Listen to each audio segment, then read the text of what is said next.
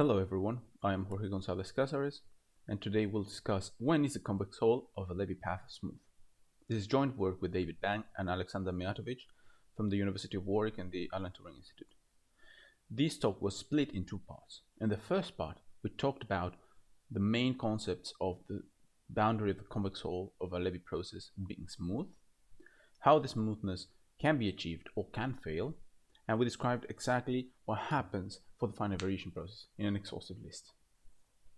In the infinite variation class, we presented the class of abrupt processes, those that reach and leave their local minimum abruptly with infinite derivative, and the class of strongly eroded processes that attain the minimum and linger close to it with infinite derivative is equal to 0 from both sides, and that do this property for any slope they attain.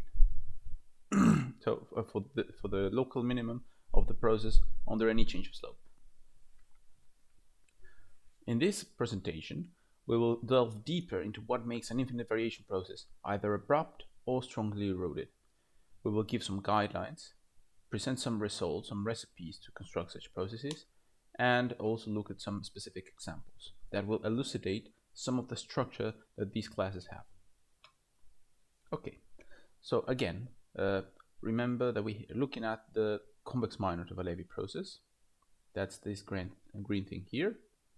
And we want to determine when is the Levy process here strongly eroded. That is, when is its convex minor smooth, continuously differentiable. And when is it abrupt, when is it not continuously differentiable. So this is all determined by the function S1R, as it turns out. We see mainly two behaviors. First, when x is abrupt, C prime is discontinuous at the end of every interval of constancy. Its C prime is unbounded from below and from above, and the limit set is empty. If instead x is strongly eroded, that is, if S1 is infinite almost everywhere, then C prime is continuous on the interval 0t. It tends to minus infinity times 0, plus infinity times t. Again, this is all just due to Rogozhin's theorem for infinite variation processes.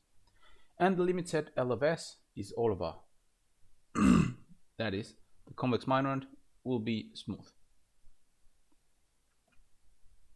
This is the behavior we observe when x is abrupt, and this is the behavior we observe when x is strongly eroded. As we can see, abruptness means that the phases have the derivative C prime has real jumps at the end of every phase on both ends, but it's unbounded. And strong erosion happens when at the end of every interval of constancy, infinitely many such intervals follow, obtaining some sort of random devil's staircase that goes from minus infinity to plus infinity. Okay, so this function S1R is connected to heating points and local time. In fact, Kesten proved that S1R is finite for a given R, then xt minus rt hits points. That is, has positive probability of reaching exactly a given point, right? Now, later, Bretagnol showed that this is also equivalent to a point being regular for itself for the process xt minus rt, which is also known to be equivalent to xt minus rt having a local time. Then we have this proposition that says that R is in this limit set of S if and only if S1 is not locally integrable around R. That is, if the integral on any neighborhood of R is infinite. Therefore, we can use this S function to calculate exactly the limit set of S. To prove this proposition, the only thing we need is theorem 1, where we established a similar result but for the transition probabilities, and the equivalence that we have here in the screen. Note that in this screen, we're saying that the probabilities of xt over t being in an interval AB are somehow, when weighted with the measure dt over t, are somehow deeply connected to the integral of S1R from A to B. The Vigon proved these equivalents using Vinahop factorization in a long proof, and our simpler argument uses simply a Gaussian perturbation. That is, we show that this equivalence is really easy to obtain when you have a Gaussian component, And when you don't, you simply inflate it with the Gaussian component and slowly remove it while showing that the equivalence is still preserved. Again, when you have an infinite variation process, Rogojin's theorem shows that the set of slopes S will be unbounded from below and from above. That's why C prime tends to minus infinity at time 0 and to plus infinity at time t. And there are certain transformations that preserve this class, that keep you within the class. For instance, any strongly eroded process, perturbed by a finite variation process, is still strongly eroded. And the same is true for any abrupt process. In fact, something stronger is true. If a Levy process X is equal to the sum of two possibly dependent Levy processes Y and Z, where Y has finite variation, and if we denote then the set of slopes corresponding to X and Z by Sx and Sz, then the limit points of Sx and Sz are at most the drift B of Y away from each other. That is, adding the process Y can at most shift these limit sets.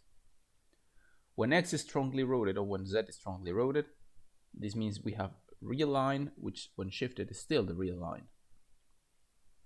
If Z is abrupt, then this set is empty, and shifted it's still empty set by convention. So this proposition provides us with a nice recipe to construct many strongly eroded and abrupt processes.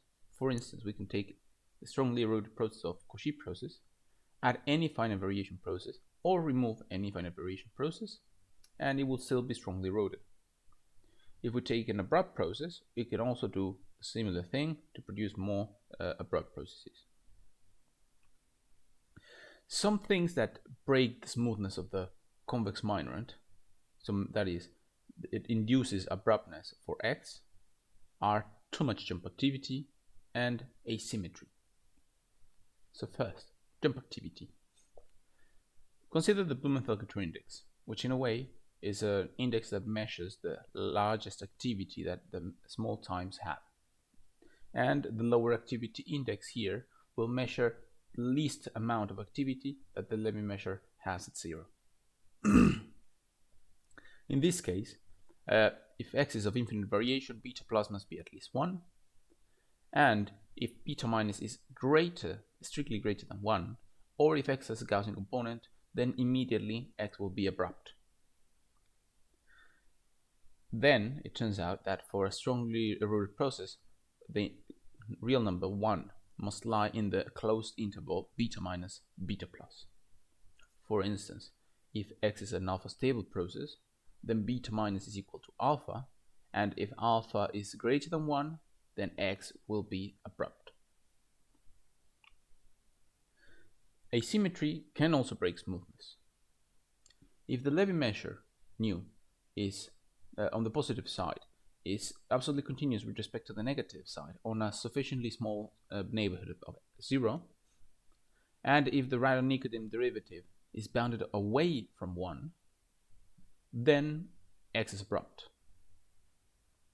This is the case, for instance, for any weakly unstable process, for asymmetric Orey process, discussed a few slides on, and more generally, if the Levy tails on the positive and negative side are proportional to each other, but not the same.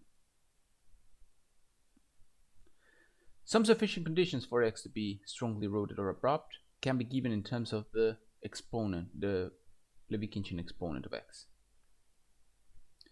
In fact, if the Levy-Khinchin exponent of X has sublinear behavior, sublinear growth, then X is automatically strongly eroded.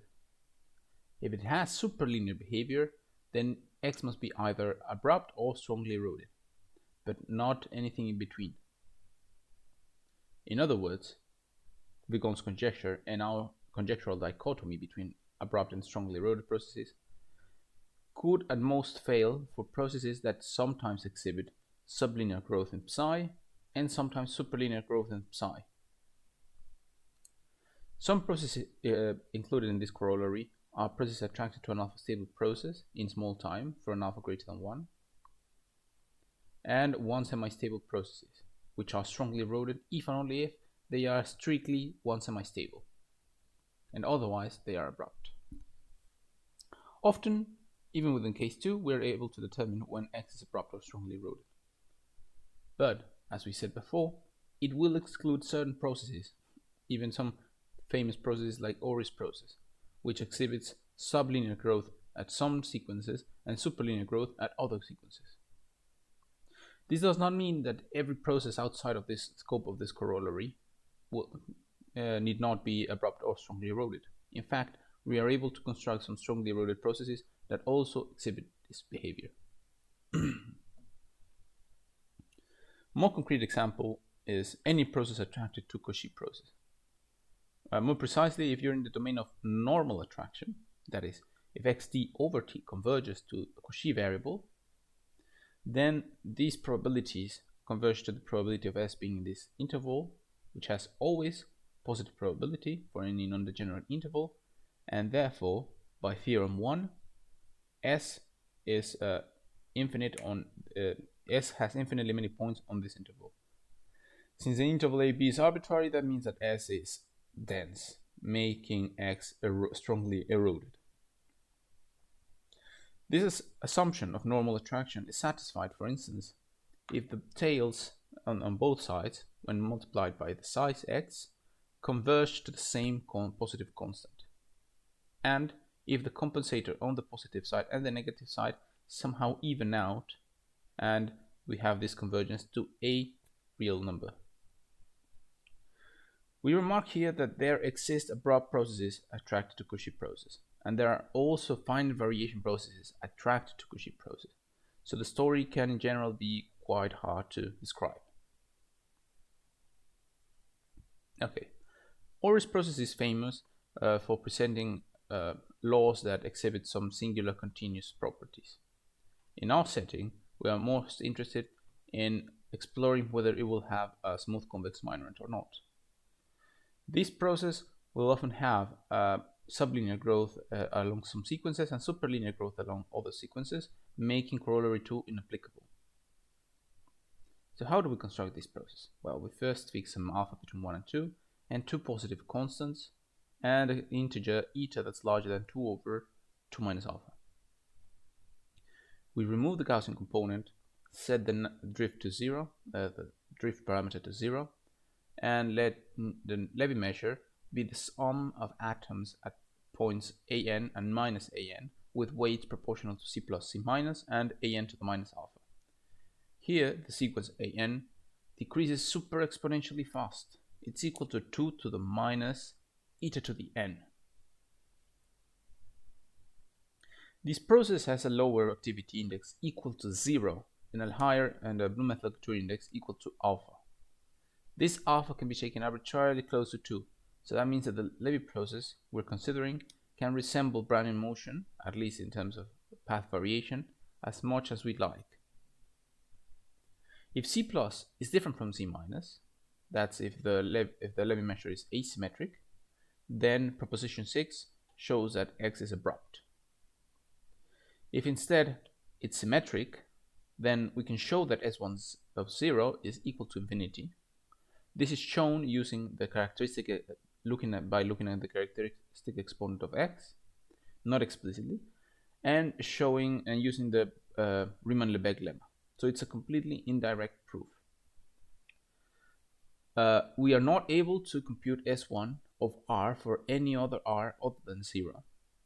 However, the fact that it's infinite for 0 suggests that X may be strongly eroded. This is of course an open problem that we invite you to try and tackle. Now, other properties that are held by this process, by these classes, are the following. None of them are closed on the addition of independent summands. In fact, adding either abrupt with strongly eroded or two strongly eroded or two abrupt processes may lead to either abrupt or strongly eroded processes. All of these cases are non-void. Some of these are easy to construct and some are not. For instance, abrupt plus abrupt being abrupt is easy to obtain by simply adding two alpha stable processes with alpha greater than 1. Abrupt plus abrupt equals strongly eroded. You can simply take a Cauchy process, take the spectrally one-sided processes. These are clearly asymmetric, they creep, in particular they are abrupt, but the sum is strongly eroded because it gives you a Cauchy process. Adding two strongly eroded processes and getting another strongly eroded process is easy as well. You can simply add two Cauchy processes and you get another Cauchy process with a different scale. Abrupt or strongly eroded being abrupt, again, is easy. You can simply sum an alpha stable process with a lot of activity and alpha greater than 1 and add to it a Cauchy process and it will remain abrupt. Now, if you want to add a strongly eroded process and abrupt and still remain strongly eroded, the abrupt process, you can construct this example by say for instance, by taking a Cauchy process and a spectrally one-sided infinite variation process that has less activity than Cauchy process.